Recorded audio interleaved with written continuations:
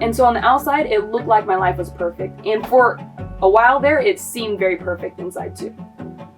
Until the middle of the season, that one moment, it hit me. Is this it?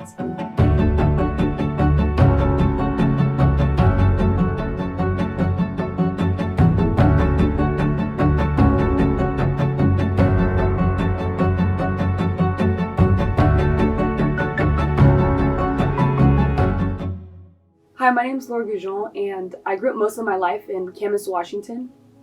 I went to Portland State and I was on the soccer team for the first 2 years. And then after the second year, I had to medically retire due to too many concussions. I graduated in the spring of 2019 with my Bachelor's of Science in Psychology. And then I gave my last year in service for the Newman Center at Portland State and for St. Michael's. And this next year, I'll be continuing my missionary work at American University in Washington, D.C. And this is my testimony of my initial conversion. So I was baptized Catholic at 6 months old mostly because my family's French and it's a cultural tradition over there. But growing up, most of my life and my identity and my religion was soccer. And that was fine and great for what I knew. And so what people saw and what people knew me as was this very outgoing and fun kid. And I wore this mask very well, but what people didn't know was that it was just a mask. And what was really inside was just a lot of darkness and sadness. And so I continued to wear this mask because I didn't want to worry or burden people. And so I did so many things to try and fill the sadness and try to cope with it, but nothing I found worked except for soccer and my athletics. And so I put all my energy into that. And my sophomore year of high school, I had this moment where I thought that if I could make my dream of playing college soccer come true, I would be fine for the rest of my life. And so I dedicated more of my life to soccer at that moment. And by the end of my junior year, I was committed to my dream school, which was Portland State at that time. And so I was, like I thought, I was very happy until I got to my freshman year of college. And starting my freshman year, I had no expectations for my playing or anything because I was a freshman at a D1 school that I just didn't have any expectations. So I just did what I normally did, was put 150% into what I was doing, and I just tried my best. And if I got playing time, I got playing time. And if I didn't, that was gonna be fine. But what it turned out was I became a starter and I ended up playing a lot of minutes. And so on the outside, it looked like my life was perfect. And for a while there, it seemed very perfect inside too.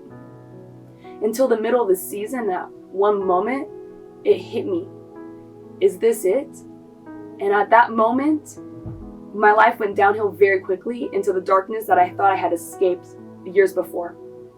And so at the end of the season, I got into my old destructive habits to try and cope with all the sadness. And so at the end of November of 2015, there was a day that I decided I had enough and that I was going to end my life. And so I went to my hiding spot back then, and it was just the ledge of one of the overpasses over the 405 bridge, and I decided I was going to end my life. And so I jumped over the fence that was there, and I held on, and there was a moment that I got scared, so I jumped back on the fence and I just sat there, and I decided that it was now or never. And it was about 11:30 at night, and so I looked behind at the world one more time and to say goodbye. And at that moment, I saw somebody walking, which I thought was very weird because it was late on a school night. And so I just kind of kept watching, and I couldn't see at first because there was so much shrub and you can't really see out there. And so I kept watching, and then I all of a sudden saw it was one of my teammates. The one person I knew who was Catholic, the person who I knew had her conversion the year before. And in that moment, it hit me what was happening. But at that same moment, I knew God was real. He gave me a grace to know He was real, and I didn't know what that meant at all, but I just was overwhelmed with so much love that I had never experienced, that I just knew it was God. And so I jumped off the fence and I ran out and I hugged her. And she had no idea what was happening because she didn't know I was there or anything. So later on, I told her what was happening, and she had explained that she stayed later that night at the Newman Center because it normally closed at 11 to talk to Sister. And so it just showed how providential that, even more providential that all of that was. And so the week after, she invited me to my first works of mercy that I had ever done, which was giving hot chocolate to the homeless. And that night, Sister Teresa came up to me and asked me if I wanted to get coffee the week after. And so we did that, and we ended up talking for 2.5 hours.